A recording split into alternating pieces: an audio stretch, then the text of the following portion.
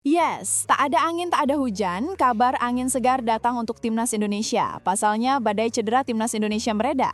Siapa saja mereka? Yuk simak berita selengkapnya agar kalian tahu dan tidak ketinggalan informasi mengenai kabar terbaru Timnas Indonesia. Sebuah angin segar nan vital menerpa kubu tim nasional Indonesia menjelang dua laga penentuan di putaran keempat kualifikasi Piala Dunia 2026 zona Asia. Kebahagiaan kini terpancar jelas dari raut wajah pelatih kepala skuad Garuda, legenda sepak bola Belanda Patrick Kluivert, setelah satu persatu pemain pilar yang sebelumnya dibekam cedera berat dilaporkan telah pulih dan siap bergabung. Kabar terhangat datang dari sektor penjaga gawang, di mana kiper naturalisasi Maarten Paes dipastikan telah bugar total dan siap menjalani sesi latihan tim. Kondisi ini ibarat sebuah energi tambahan yang datang pada waktu yang paling tepat. Hanya tinggal hitungan hari sebelum Timnas Indonesia terbang menuju Jeddah, Arab Saudi, untuk menghadapi tantangan kolosal melawan tuan rumah Arab Saudi dan Irak di grup B putaran keempat. Turnamen mini yang terpusat ini bukan hanya sekedar pertandingan biasa, melainkan panggung penentuan nasib yang akan membuka gerbang mimpi bersejarah, lolos ke putaran final Piala Dunia 2026 di Amerika Utara. Era baru di bawah komando Patrick Kluivert, filosofi menghadapi keterbatasan.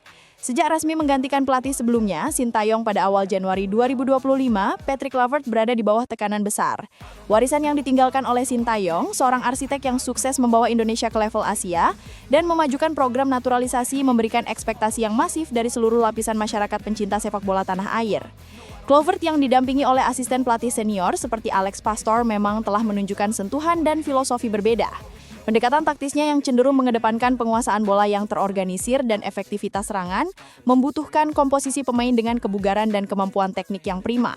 Sayangnya, jelang kualifikasi krusial ini, pelatih yang pernah menjadi bintang AC Milan dan Barcelona tersebut sempat dihantui oleh daftar cedera panjang yang menimpa sejumlah pemain kunci. Dalam beberapa pekan terakhir, kekhawatiran melanda para penggemar dan staf pelatih. Bagaimana mungkin Garuda bisa bertempur habis-habisan di putaran keempat yang hanya meloloskan juara grup secara langsung jika para pilar utama berada di ruang perawatan?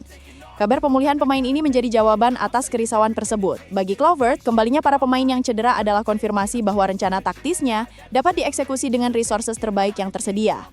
Badai cedera mereda, kedatangan tiga pilar utama yang krusial. Sorotan utama tentu tertuju pada Maarten Paes.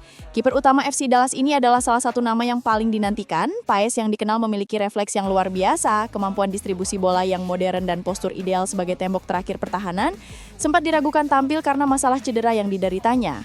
Manajer Timnas Indonesia, Sumarji, menjadi penyampai kabar baik tersebut.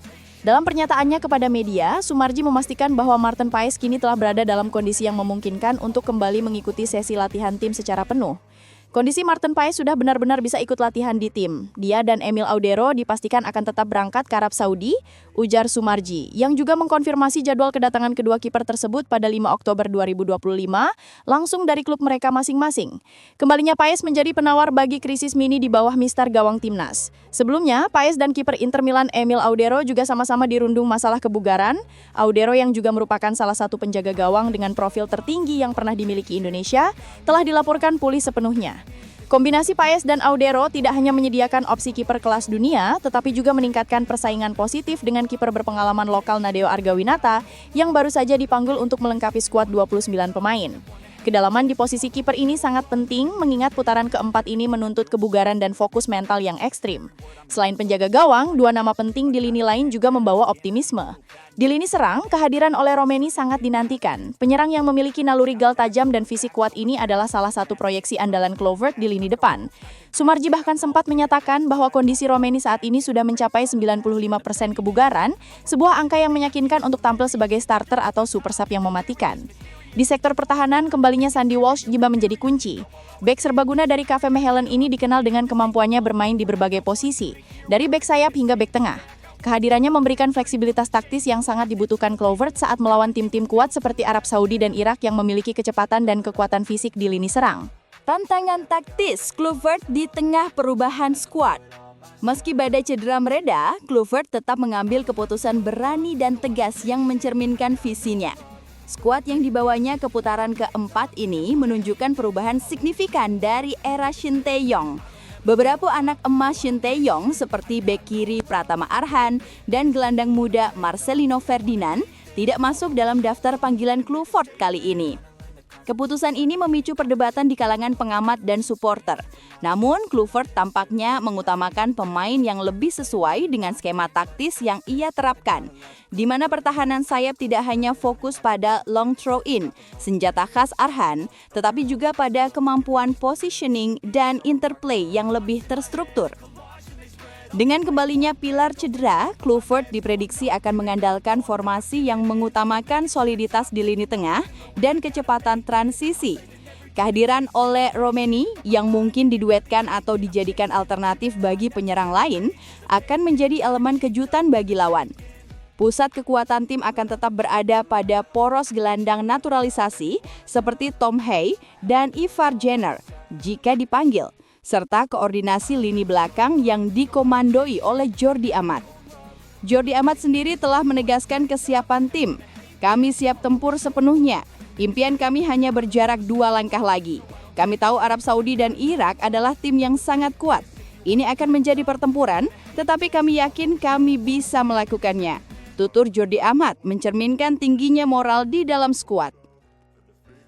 Menganalisis grup neraka, konteks putaran keempat kualifikasi Piala Dunia 2026. Media lokal secara kolektif merujuk fase ini sebagai putaran keempat yang secara teknis merupakan putaran play-off pra Piala Dunia yang melibatkan 6 tim terbaik Asia yang gagal lolos langsung dari putaran ketiga. Putaran ini dibagi menjadi 2 grup dan Indonesia berhasil mengamankan tempat di grup B bersama 2 raksasa Asia, yaitu Arab Saudi dan Irak. Grup B: Arab Saudi, Irak, Indonesia. Jadwal krusial. Kamis 9 Oktober 2025, Indonesia versus Arab Saudi, pukul 00.15 waktu Indonesia Barat. Minggu 12 Oktober 2025, Irak versus Indonesia, pukul 2.30 waktu Indonesia Barat. Semua laga grup B akan digelar terpusat di Jeddah, Arab Saudi. Formatnya sangat ketat, hanya juara grup yang berhak melaju langsung ke putaran final Piala Dunia 2026. Sementara itu, tim yang menempati peringkat kedua akan melanjutkan perjuangan di putaran kelima atau play-off antar benua dan peringkat ketiga dipastikan gugur. PSSI sendiri sempat melayangkan protes kepada FIFA dan AFC terkait penunjukan Arab Saudi dan Qatar sebagai tuan rumah sentralisasi putaran keempat ini, serta penunjukan wasit dari regional yang sama, yaitu Kuwait untuk memimpin laga Indonesia versus Arab Saudi. Protes ini mencerminkan betapa tingginya tensi dan nilai strategis dari 2 pertandingan ini. Kesimpulan, optimisme dan tantangan terakhir. Kepulihan Paes, Audero, Romeni, dan Wolves menjadi fondasi mental dan teknis bagi Patrick Kluivert untuk menyusun strategi perang di Jeddah. Dengan hanya 2 laga yang harus dimenangkan untuk mengamankan posisi juara grup, timnas Indonesia harus tampil dengan performa terbaik sepanjang sejarah. Faktor kebugaran, manajemen rotasi skuad, dan mentalitas all out akan menjadi penentu. Senyum Kluivert bukan hanya sekedar lega karena cedera mereda, tetapi juga harapan bahwa kekuatan penuh ini cukup untuk mewujudkan mimpi 280 juta rakyat Indonesia untuk melihat skuad Garuda terbang tinggi di panggung sepak bola dunia. Pertarungan di Jeddah bukan hanya tentang taktik, tetapi juga tentang sejarah yang siap diukir.